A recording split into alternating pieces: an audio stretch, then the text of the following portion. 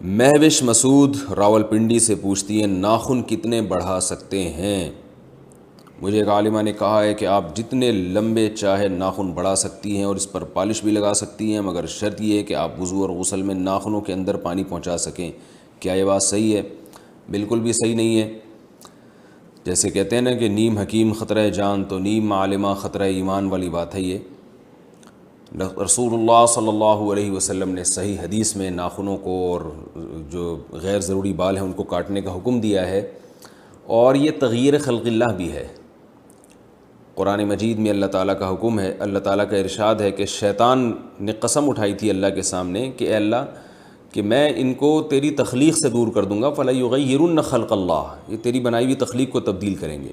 تو انسان کی جو اللہ نے نیچر بنائی ہے وہ ناخنوں کو کاٹنا اور غیر ضروری بالوں کو چھوٹا کرنا۔ رسول اللہ صلی اللہ علیہ وسلم نے ارشاد فرمایا 10 چیزیں پیغمبروں کی فطرت ہیں، پیغمبروں کی سنت ہیں، اور ایک حدیث میں یہ بھی آتا ہے کہ یہ خصال فطرت میں سے ہیں، یعنی نیچر میں سے ہیں۔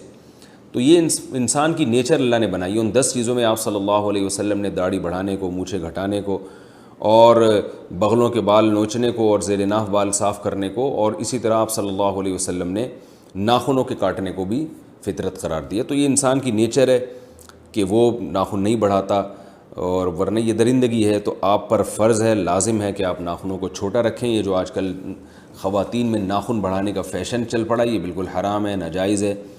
ہاں، اگر آپ کے ناخن بڑے ہیں تو ایک الگ گناہ ہے، اور اگر اس میں نیل پالش لگائی جا رہی ہے جس سے پانی ناخنوں میں نہیں جا رہا تو وہ الگ گناہ ہے۔ تو نیل پالش کے علاوہ کوئی اور کلر استعمال کیا جا سکتا ہے۔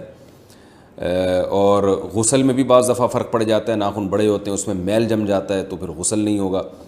تو لیکن اگر کوئی ان تمام چیزوں کا خیال کرے، کوئی خاتون ناخن بڑے ہوئے ہوں پھر بھی وہ صفائی کا اہتمام کریں کہ تاکہ غسل بھی ہو سکے اور ان کے اندر میل بھی نہ جمع ہونے دیں، اور ایسی پالش بھی استعمال نہ کریں جو پانی سے رکاوٹ بنتی ہے، اس کے باوجود بھی ناخن بڑھانا ناجائز ہے، حرام ہے۔ تو ناخن چھوٹے ہی رکھنے پڑیں گے، اور یہ بھی خواتین کو سمجھ لینا چاہیے کہ اس میں کوئی حسن و جمال نہیں ہے۔ ہر الٹی چیز جو یورپ ہمارے سامنے پیش کر دے اور ہم اسے لینا شروع کر دیں، یہ کوئی عقل مندی کا کام نہیں ہوتا۔ اللہ تعالیٰ نے ناخنوں کے کاٹنے میں ہی خوبصورتی رکھی ہے، اور میں حیران ہوتا ہوں بڑے بڑے ناخن کھا کیسے رہے ہیں آپ، کیسے یعنی لیپ ٹاپ پہ بٹنوں کا استعمال کیسے ہوتا ہے۔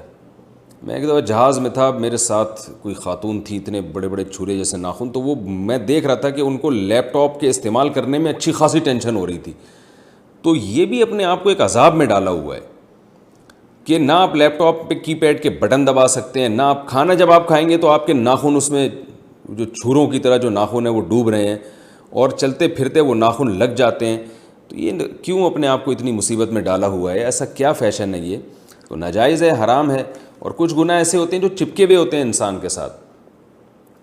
بعض دفعہ انسان کوئی گناہ کرتا ہے، توبہ کر لیتا ہے، وہ گناہ ختم ہو جاتا ہے، یعنی سچی توبہ کرتا ہے۔ لیکن یہ گناہ ایسا ہے، داڑھی کاٹنے کا گناہ یا ناخن بڑھانے کا گناہ، یہ گناہ تو 24 گھنٹے آپ کے ساتھ چپکا ہوا ہے۔